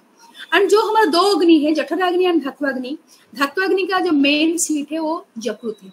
तो डेफिनेटली धात्वाग्नि बढ़ाने के लिए हम जितना तिक्तरसयुक्त द्रव्य है ना, उसको आगे दीपन देना चाहिए इंस्टेड ऑफ कटुरसम। जैसे फॉर एग्जांपल कटुकी, हमको कटुरोहिणी, गुड़ुची, जैसे रोहितक, दो कालमेघ जो लिवर में काम देता है, यकृत के ऊपर काम देता है, और वो धात्वाग्नि वर्धक होता है। यहाँ पर हमको वो जो शुंठी, मरीच, पिपली जो कटुरसयुक्त दीपन वो नहीं जाना है, तो हमको तिक्त रसयुक्त दीपनो द्रव्य को चूज करना चाहिए, ऐसे द्रव्य को चूज करना चाहिए। और अल्टीमेटली वो सब यकृत शोधक भी होते हैं, यकृत उत्तेजक भी होते हैं। तो उसी प्रिपरेशन हमको देना है, उसके साथ हमको ऐड करना है लेखनीय महाकषाय, द द्रव्य ऑफ लेखन द्रव्य, टू स्क्रैप ग्रेजुअली जो अननेसेसरी जो उसको इंटेग्रल हुआ है, तो जो रेसिड्यू है, that is a concept of साम, उसको निराम करना है, और जो साम है उसको खुद से रिड्यूस करना है।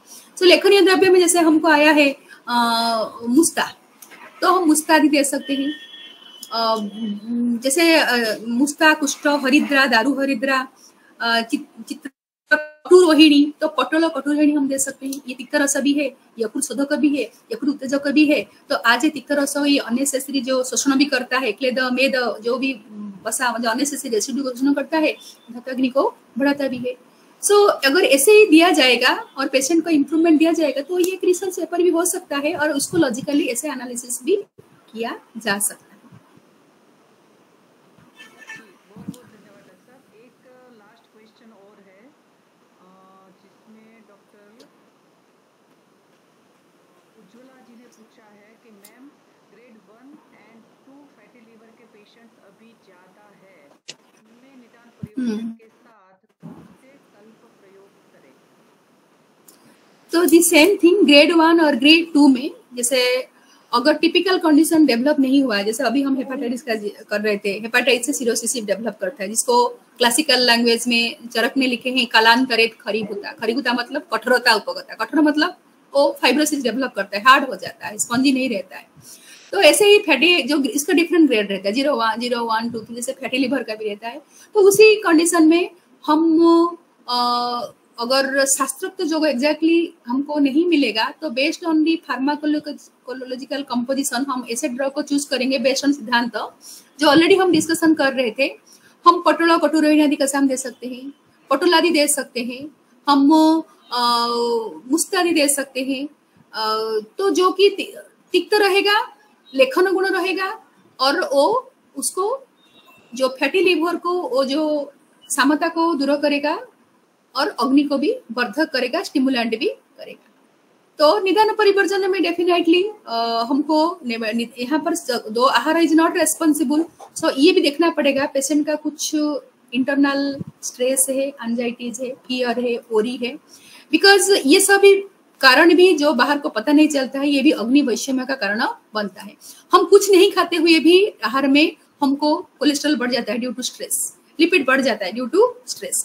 तो अगर ऐसा कारण रहा होगा तो फिर पेशेंट को वो उससे दूर निदान परिवर्जन करना है और मेडिकेशन देना है। आहार में कुछ रेस्ट्रिक्शन तो एडवाइस करेंगे नहीं लेने के लिए, लेकिन जो अगर आप बता रहे हैं पेशेंट को ऐसे डाइट रेजिमेंट का हिस्ट्री नहीं है, तो हिस्ट्री क्या है ये हमको समझना पड़ेगा। चाहे वो बता नहीं पता है, लेकिन इंटरनली उसका मेटाबॉलिज्म इरेगुलरिटी क्यों हुआ है, धात्वाग्नि वैषम्य क्यों हुआ है, तो उसके कारण में हम उसको कुछ साइकोलॉजिकल फैक्टर भी रेस्पॉन्सिबल रहता है। सो वो भी पूछना पड़ेगा। तो ये देख के इवोल्यूशन को देख के फिर हम मेडिकेशन एडवाइस कर सकते हैं।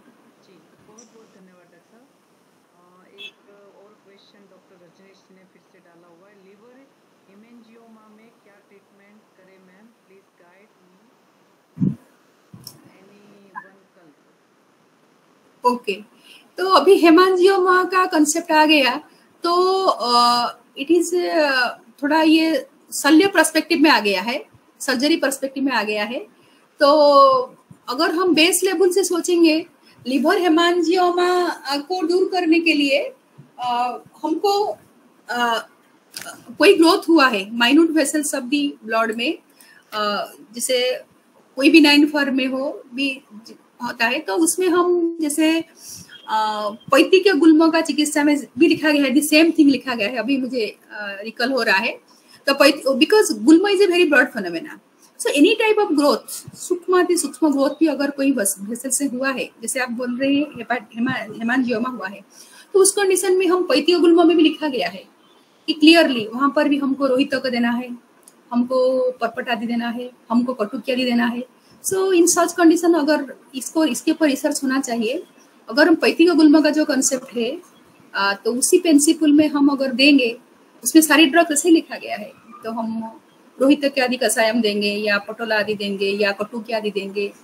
तो देख के फिर नेक्स्ट ऑब्जर्वेशन व फॉलोअप में देखना है क्या इम्प्रूवमेंट है। तो लॉजिक तो वही होना चाहिए, मतलब इन my opinion, though I am not expert, but hemangioma मतलब एनी टाइप ऑफ ग्रोथ, छोटा से छोटा लेकर ग्रोथ, तो ये बिना नहीं रहेगा। तो बिना फॉर्म में हम इसको जो पैती का गुल्मा का कंसेप्ट आया है, तो उसी में हम डालेंगे, बिकॉज ये पित्त स्थान में हुआ है, पित्त प्रोडोमिनेंसी है, यकृत है।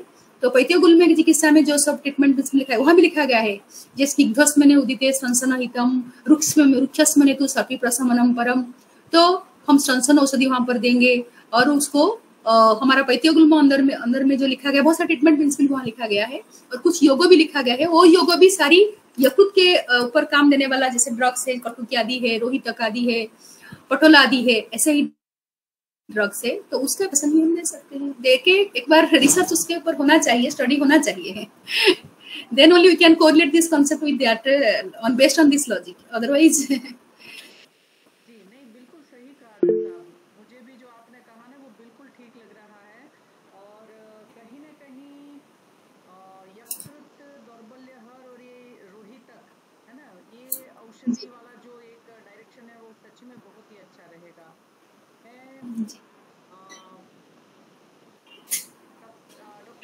हेलो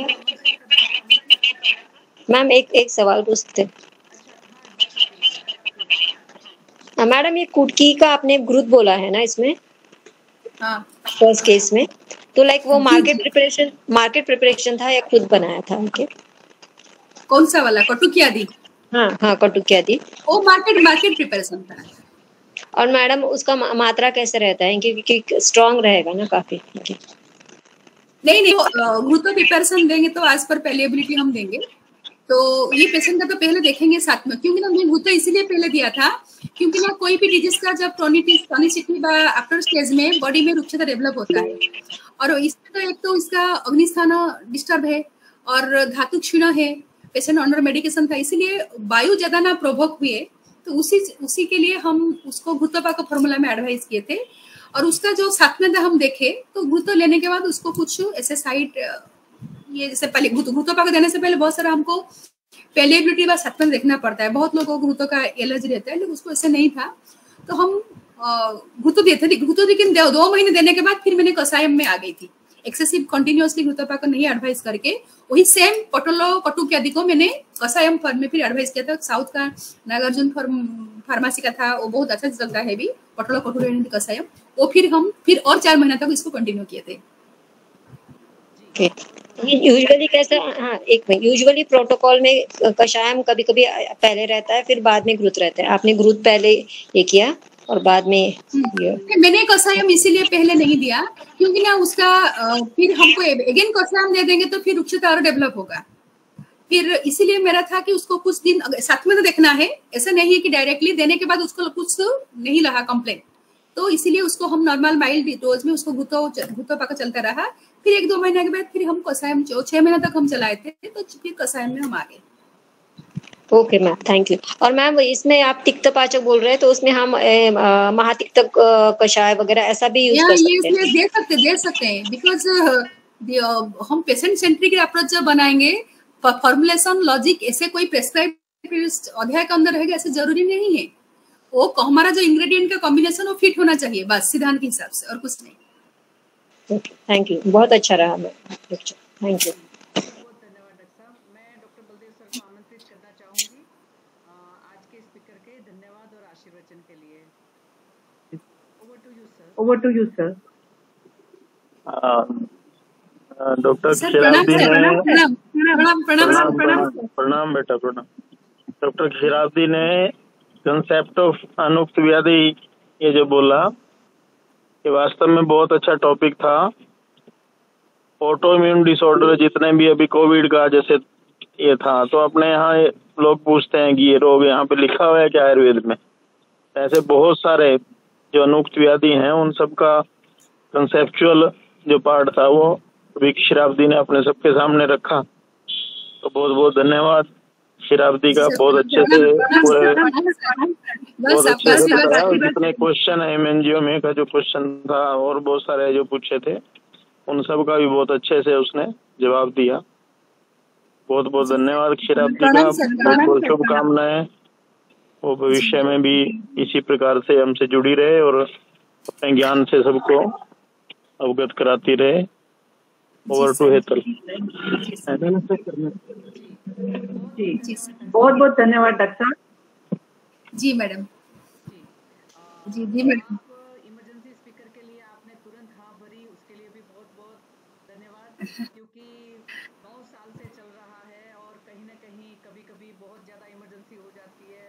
और सबसे बड़ी बात कि निःशुल्क रूप में चल रहा है और बहुत सारे पार्टिसिपेंट्स इसमें पार्टिसिपेट करते हैं, लाभान्वित होते हैं, अपनी अपनी चिकित्सा को वो और परिशोधित परिमार्जित करके भारतीय समाज के सामने वो अपना एक और विशेष संस्करण लेके जाते हैं और कहीं ना कहीं बहुत सारे लोग लाभान्वित होते हैं अंत में।